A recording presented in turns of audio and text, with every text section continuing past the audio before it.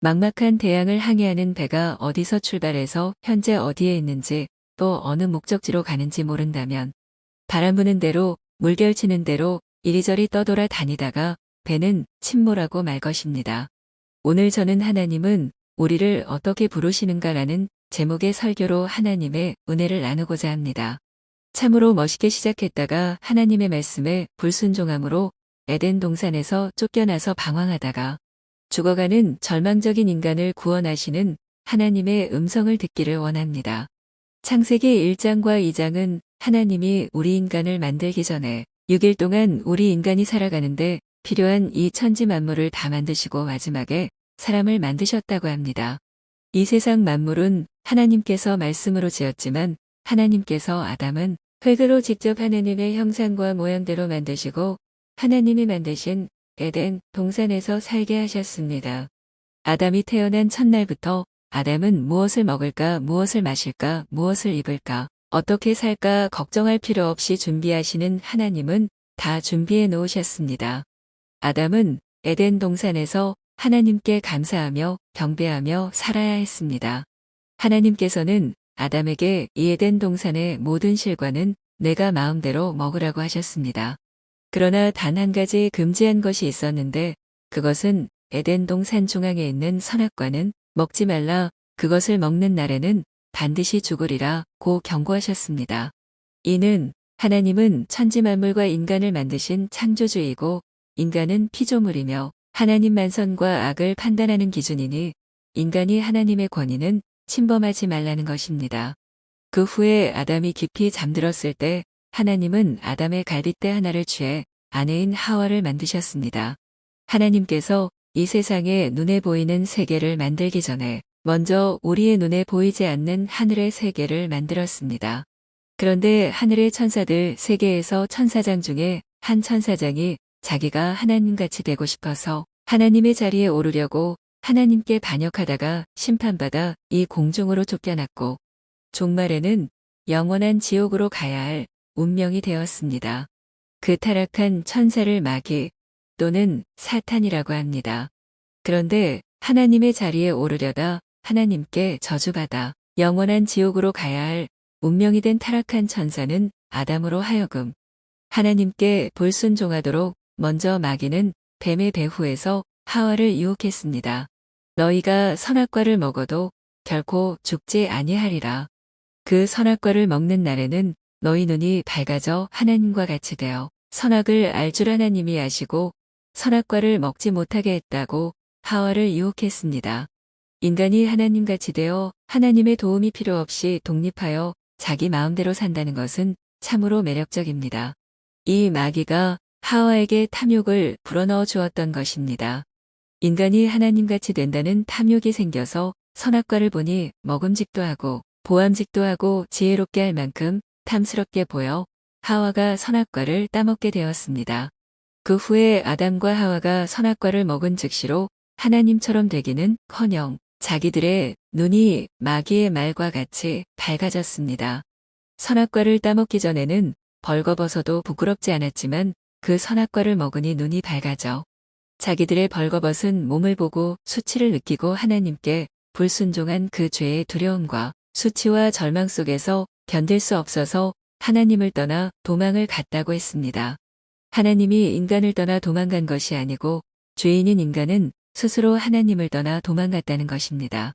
아담과 하와는 하나님께 불순종한 그 죄의 두려움과 수치를 가려보려고 무화과 나뭇잎을 엮어 치마를 만들어서 자신을 가려보았지만 얼마 동안의 시간이 지나면 말라버리고 여전히 자신의 절망적인 모습을 보게 되었습니다. 그들은 죄의 두려움과 수치를 견딜 수가 없어서 하나님의 낯을 피하여 동산 나무 사이에 숨었습니다. 이와 같이 인간이 죄를 지으면 하나님이 화가 나서 인간을 떠나는 것이 아니고 죄인인 인간은 항상 하나님을 떠나 살고 싶어 합니다. 선악과를 먹으면 반드시 죽으리라는 하나님의 법대로 인간이 죽음이라는 사형 선고를 받았습니다. 우리는 이 세상에 사는 동안 죄와 마귀의 종이 되어 살다가 언제가 늙어 죽든 사고로 죽든 병으로 죽든지 어느 모습이라도 상관없이 사형 집행을 받아 죽습니다. 그리고 이 세상의 마지막 날 하나님이 마귀를 넣기 위해 준비한 그 영원한 지옥불에 도매금으로 같이 가는 운명이 되었습니다. 이것이 오늘날 살아가는 인간 본연의 모습입니다. 이와 같이 죄에서 오는 이 공허감과 허무감을 메꾸어 보려고 이 무화 과나문 잎으로 자기 옷을 해 입은 것과 같이 인간은 온갖 종교를 만들어 어떤 신 같은 존재를 만들어 숭배하고 착하게 살려고 노력하고 선한 행실을 많이 해 죗값을 갚아보려고 노력하고 온갖 고행을 하고 과학과 문화를 발전시키는 등 온갖 수단과 방법을 다 동원하며 노력하지만 인간의 영혼 깊은 곳에 자리 잡고 있는 죄의 수치심과 부끄러움을 가려줄 수 없다는 것입니다.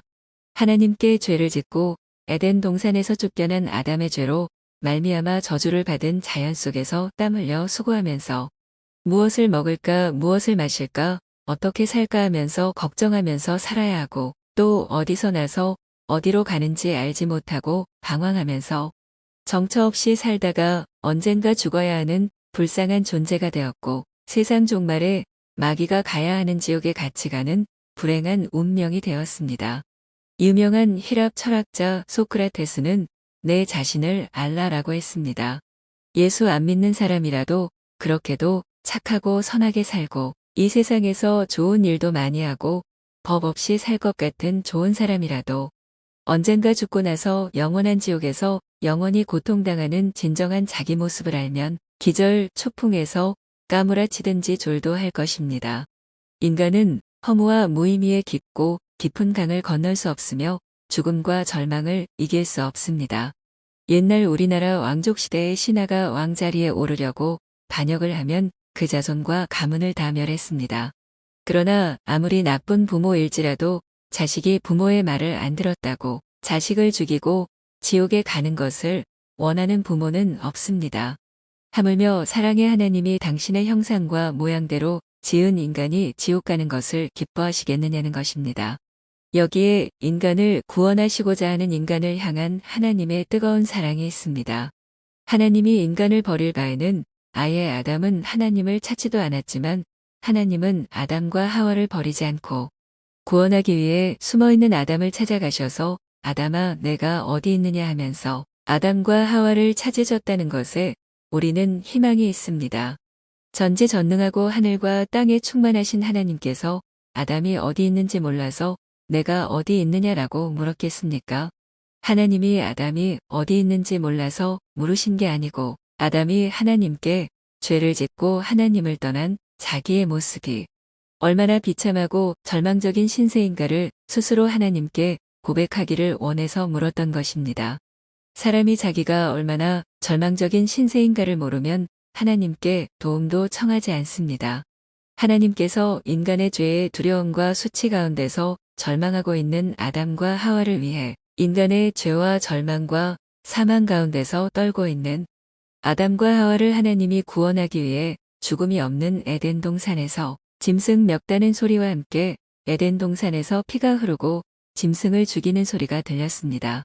하나님께서 그 짐승의 가죽을 벗겨서 가죽옷을 만들어 아담과 하와에게 입혀서 수치스러운 부분을 가려주셨던 것입니다. 하나님은 죄의 절망을 가리기 위해 인간의 무화 과나무잎과 같은 인간의 모든 수단과 방법으로 죄의 문제를 해결하려는 것을 인정하지 않으십니다. 사실 하나님이 이 선악과를 따먹으면 반드시 죽으리라고 하셨기 때문에 하나님의 공의의 법대로 하면 그때 아담과 하와를 죽였어야 했습니다. 하나님이 피 흘리며 소리를 내는 짐승을 잡으신 것은 바로 하나님께 반역한 그 인간을 대신하여 잡으신 거라고 할 수 있습니다. 아담과 하와가 지었으므로 피를 흘리고 죽어야 하는데 짐승이 대신 피를 흘리고 죽었다는 것입니다. 예수님은 십자가에 못 박힐 때에 벌거벗은 채로 짐승같이 피를 흘리며 죽으셨습니다. 따라서 하나님이 짐승을 잡으신 것은 장차 하나님께서 아담의 씨가 아닌 성령으로 인간의 육신에 몸을 입고 이 땅에 오셔서 십자가 상에서 살이 찢기고 피 흘리며 죽는 예수 그리스도의 가죽옷으로 우리의 죄와 사망이 가리어질 것을 예표합니다. 구약에서 이미 하나님은 수많은 선지자들을 통해 오실 예수님의 일생에 대해 예언하게 하셨습니다. 예수님이 오시기 전 약 700여 년 전에 선지자인 이사야. 선지자는 이미 하나님이 처녀의 몸에 성령으로 태어나셔서 인간의 죄를 대신 짊어지시기 위해 십자가 상에서 당할 예수님의 고난에 대해 잘 예언하고 있습니다. 이사야 53장을 보면 저가 찔림은 우리의 허물을 인하며 그가 상함은 우리의 죄악을 인함이라. 그가 징계를 받음으로 우리가 평화를 누리고 그가 채찍에 맞음으로 우리가 나음을 입었도다. 우리는 다 양 같아서 그릇 행하여 각기 제 갈 길로 갔거늘 여호와께서는 우리 무리의 죄악을 그에게 담당시켰도다 라고 예언합니다.